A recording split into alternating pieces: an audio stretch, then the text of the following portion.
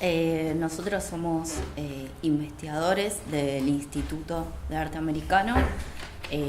Tenemos un proyecto de investigación que ahora Juan lo va a ampliar un poco más, pero estamos trabajando con la arquitectura historicista y en particular la arquitectura historicista de la Universidad de Buenos Aires.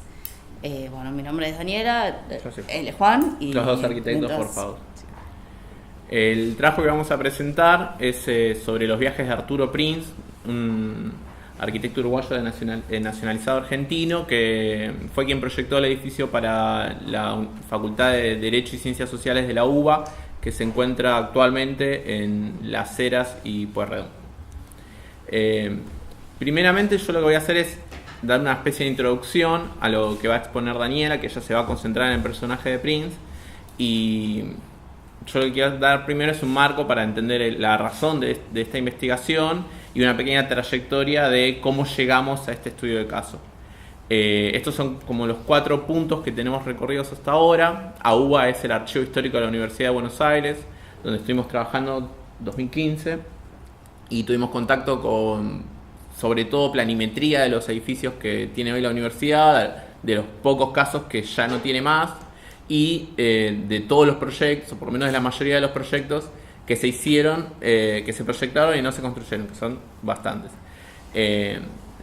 Por ese trabajo, recibimos la invitación de Mario a participar del UBACIT, que ya concluyó, que fue una sistematización de los estudios de los edificios de la UBA, incluyendo también los proyectos.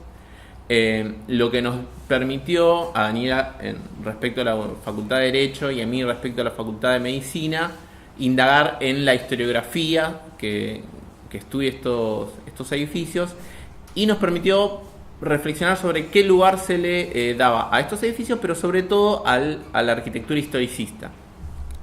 Luego la catedral fue tal vez el caso que más estudiamos, que es el de la Facultad de Derecho y Ciencias Sociales, que proyecta Prinz, que siempre fue como muy icónico debido a su estilo gótico, que resalta mucho en la UBA, pero también resalta mucho en la ciudad de Buenos Aires.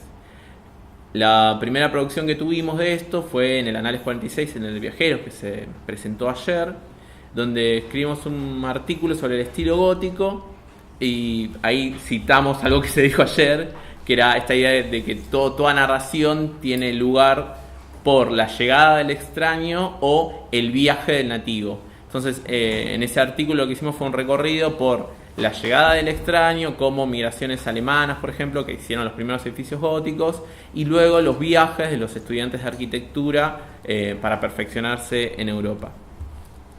Luego de ese artículo, en realidad en paralelo, es que presentamos el PIA que nombraba hace rato Daniela, y esta es la hipótesis que estamos trabajando ahora, que es que la historiografía produjo o propuso un concepto que es el historicismo, que es una forma de explicar ciertas arquitecturas. Nosotros nos acotamos a la ciudad de Buenos Aires, que tienen un paralelismo muy fuerte con arquitecturas europeas, pero el sistema explicativo que propone la historiografía es que si existen edificios europeos que se producen reflexionando en base a su tradición del pasado, la arquitectura historicista de la ciudad de Buenos Aires va a tener el mismo mecanismo, y va a haber corrimientos que se van a explicar solo por la falta de rigurosidad.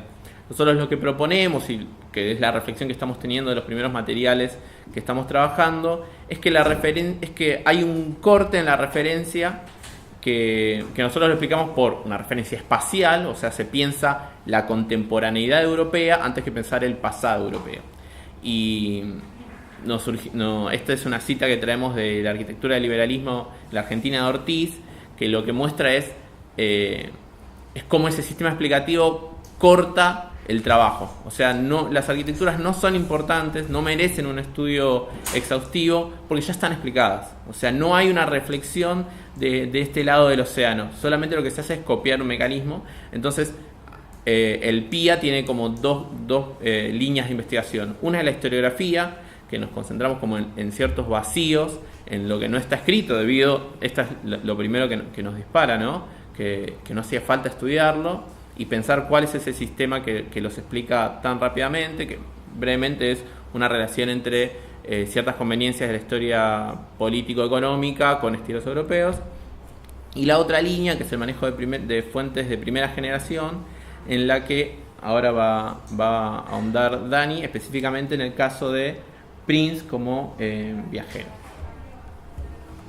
No, como nosotros tenemos como hipótesis de que hay una referencia espacial más que temporal, tomamos la trayectoria de Prince en relación a sus viajes para, de alguna manera, poder argumentar, ¿sí?, cómo estos viajes hacen al entendimiento de estas arquitecturas. Entonces, por un lado enumeramos distintos viajes, ¿no?, en la vida de Prince, que por lo menos es de las que tenemos información, porque es un personaje que no está investigado, o sea, su tratamiento historiográfico es más bien escaso. Entonces, tenemos el primero, que es cuando él viene a Buenos Aires, que no se sabe en qué momento viene, pero lo que sí se sabe es que él viene a hacer sus estudios secundarios acá a Buenos Aires, en el Colegio Nacional de Buenos Aires, y después entra a la facultad, en ese momento arquitectura. En realidad lo que se estudiaba era ingeniería civil en la Facultad de Ciencias Exactas de la UBA, y para perfeccionarse como arquitecto debía hacer posgrados en otros lugares. En este caso sería lo que llamamos el viaje número 2, que es el perfeccionamiento en Europa, que él va a estudiar en Bellas Artes de París y también va a estudiar Italia. Y se convierte en uno de los primeros profesionales formados en la UBA con el perfeccionamiento en Europa. Entonces, acá ya empezamos como a ver, ¿no?, de que estas arquitecturas a las que se las denominó como una alegoría al pasado, en realidad, esa sentencia se empieza a poner en crisis cuando estos arquitectos iban a estudiar a estas academias. Entonces, era lo que estaba sucediendo en ese momento en Europa. Después, el viaje número 3, que tal vez es el más metafórico de todos, que es el trabajo en equipo, que él en su estudio contó con la colaboración de Gianotti, Palanti y Rasenhofer, ¿no? El primero, ahí aparece la información, Gianotti, Palanti, los dos italianos, y Rasenhofer era vienés. Lo que cuenta, lo que publica en un diario, no recuerdo ahora cuál, pero si alguien lo necesita se lo paso.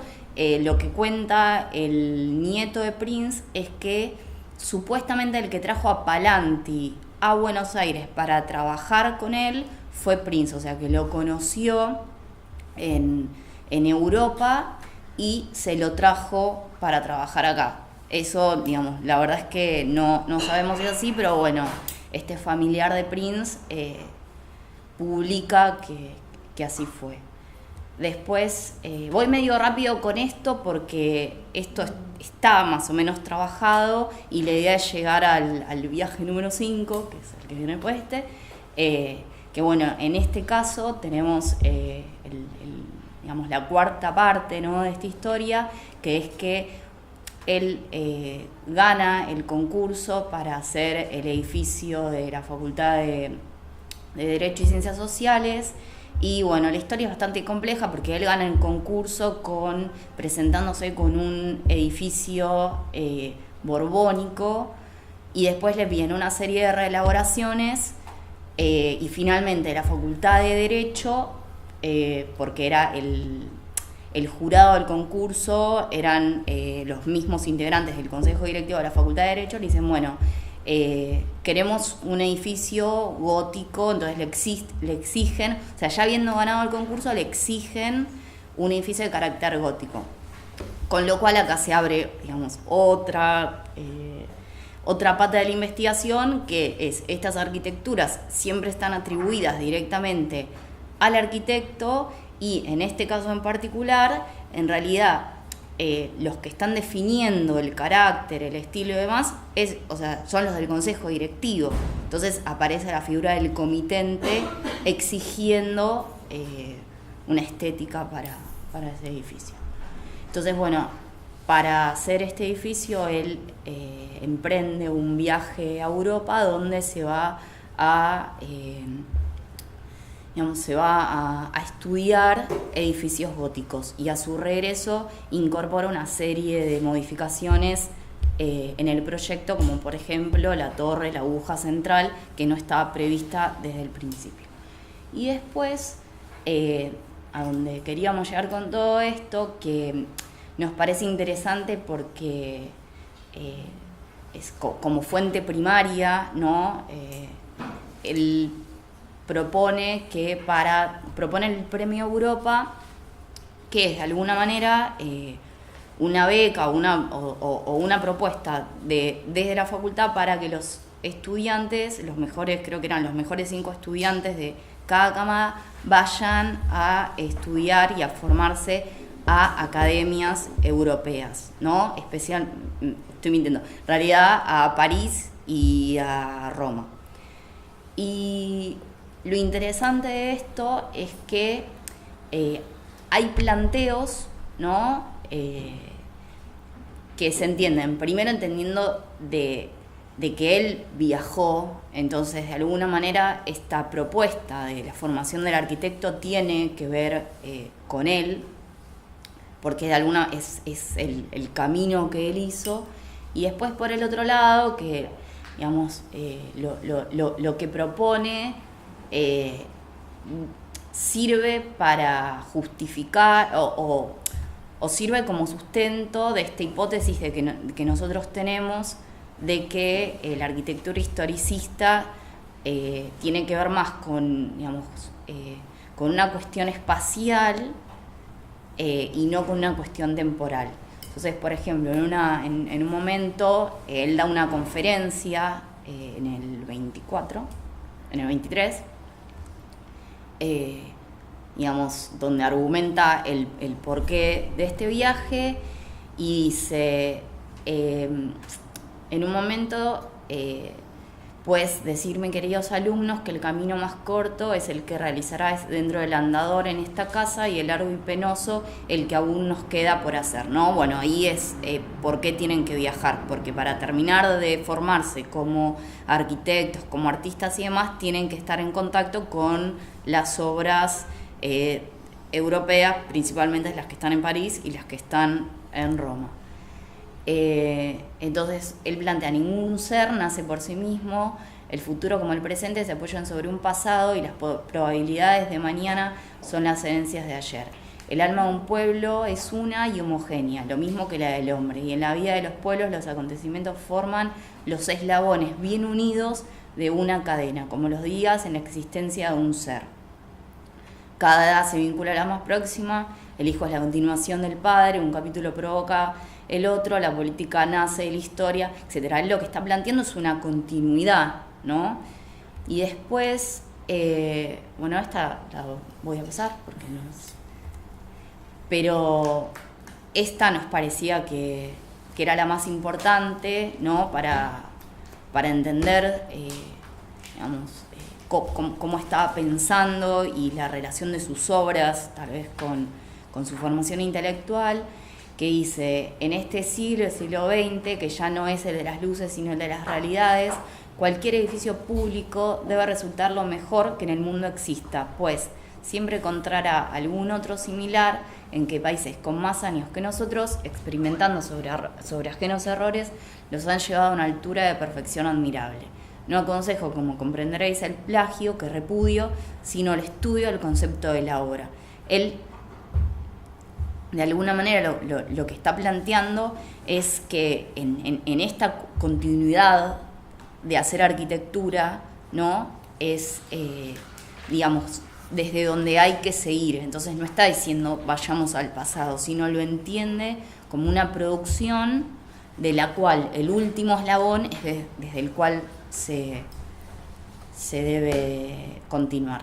Y por último, fallece el último de los viajes, fallece en el 39 y bueno, y después en esto. Así que bueno. Gracias.